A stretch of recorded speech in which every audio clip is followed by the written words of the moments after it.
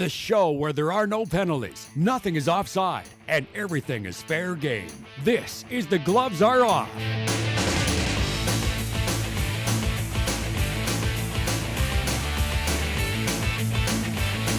Hello and welcome to The Gloves Are Off. We got a great show for you today. Great guests and a co-host, of course, is familiar around these parts. Andrew Brethauer, how are you, man? Doing great, yourself? Excellent, not too bad. It's been a nice little week. Interesting local sports going on. Bobcats finally in action, and I know you're excited about that a little bit. Finally sports going on again. That's the nice thing about it. So. Yep, high school football as well. This guy, not so much football, but he's definitely got a keen eye on hockey when it comes to development.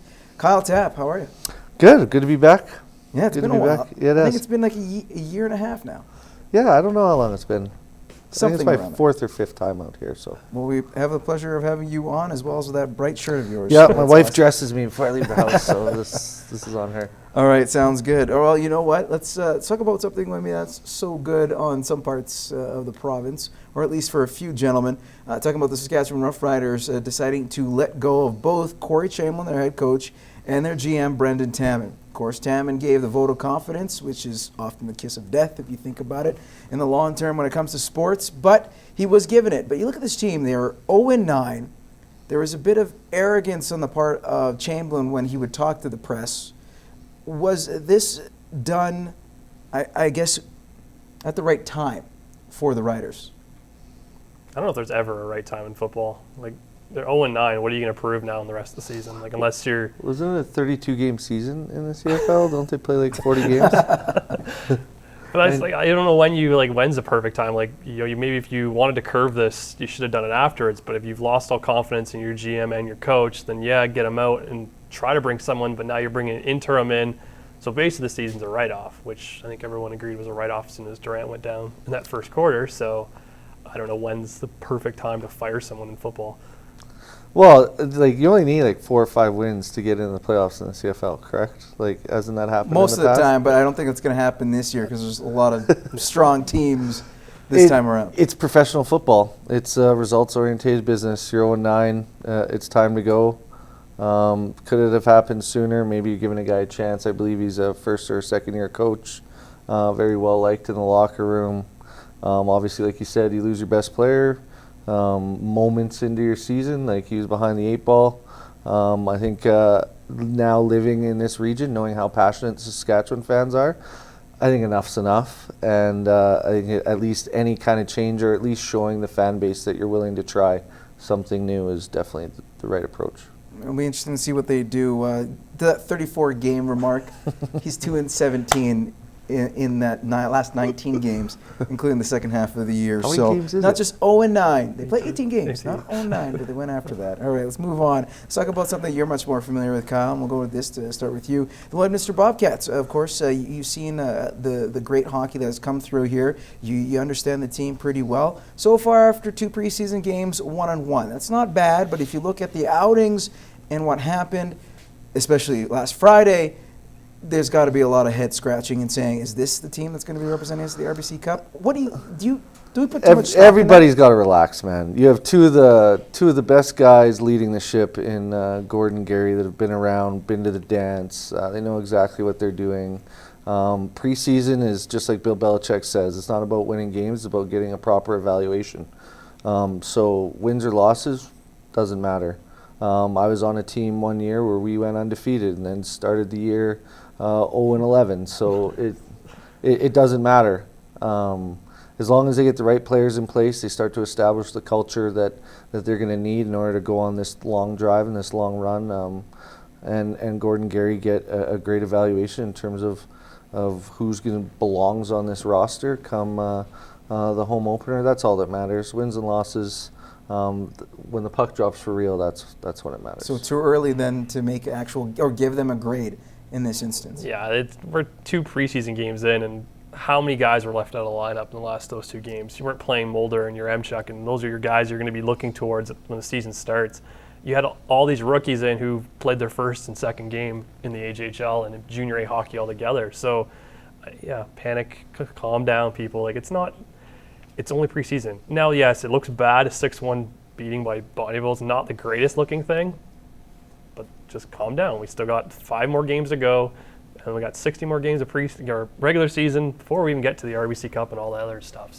So yeah, sometimes it could be the best thing, right? It could be kind of that galvanizing moment where kind of everyone in the locker room wakes up, and especially the three you mentioned between Patty Geary, Yammer, and Mulder going, hey, boys, we need to wake up in here.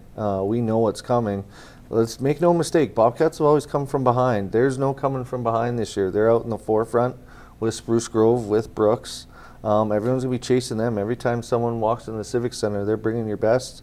You're not catching anybody sleeping. So better this happen now than when it happens for real. And like I said before, Gary and Gord, they got it covered. They know exactly what they're doing. So And it's a nice little wake-up call for those kids, kind of reiterate what you were saying too, because they're getting their first taste. So they're dipping their toes in the water, and then understanding maybe you'll start seeing the veterans as they start to get more ice time or get more into the games down the exhibition road.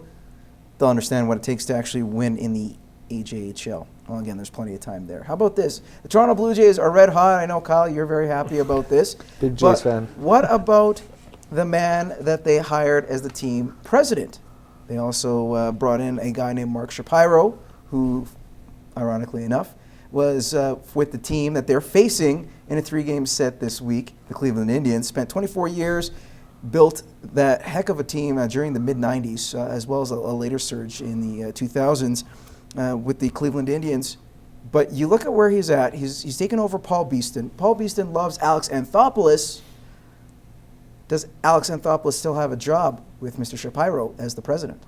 I don't know how we would evaluate whether he did a good job or bad job, other than the fact that look at what buzz he's created across this country with that team, how they're performing on the field, the guys they brought in, whether they're going to keep them or not, I don't think anybody cares as long as we get in the playoffs and get a run at it. I don't know why you wouldn't keep him along, because if you let him go, Yankees, Red Sox, yada, yada, yada, everyone will be knocking at his door anyway. I used to be an Indians fan, so I kind of liked what they were able to do there with a low budget, so that kind of worries me as to why they'd go after somebody like that in terms of handling money. Are they going to take all the money out again and go back to a mid-market team? Well, that was the fear of with Rogers putting in the money. But I think with Paul Beeston, we're saying, look, if you start giving us some money and start putting money into this team, they'll pay off in spades, and you see that now. Yeah. But I guess you're saying that there's no reason why they should get rid of Alex Anthopoulos. Do you see any possible change with a guy with a new president on board? I hope the only change is that they continue to put money into this team, and that's what they need to do. You're in probably the toughest division in baseball, and you have to compete against billion-dollar teams who are throw money at players, and that's how they win. Yankees and Boston, that's how Boston and the Yankees win. They just throw money at the problem, and they come out on tops. Eventually, Toronto has to start spending money to be in that situation, to be one of those high-caliber teams that everyone wants to see, and look what it's done in Canada. Everyone's watching the Blue Jays. Even I'm watching the Blue Jays, and I hate baseball, so it's amazing. See? Yeah. Throw money at the problem. Exactly, and you got to eventually start spending the money to get quality players, because quality players brings people, which brings more money, which brings better players later on. It's a cycle of sports. If you cut that off, you're just going to have to hope to God your prospects are working out. Well, they traded their prospects. Yeah, they're all gone. Yeah, so we gave them up. I just hope that it's all about winning. To me, it doesn't matter who the GM is. Yes, the GM mind matters in that, but you have to fix the rest of the problems that are there with Toronto, which is the money situation and trying to compete. So, Anthopoulos, anybody else, it doesn't matter if we don't fix that major problem first. All right, guys, we're going to take a commercial break. When we return, we're going to be back with more gloves and talk about the Washington Redskins situation with the quarterbacks coming up.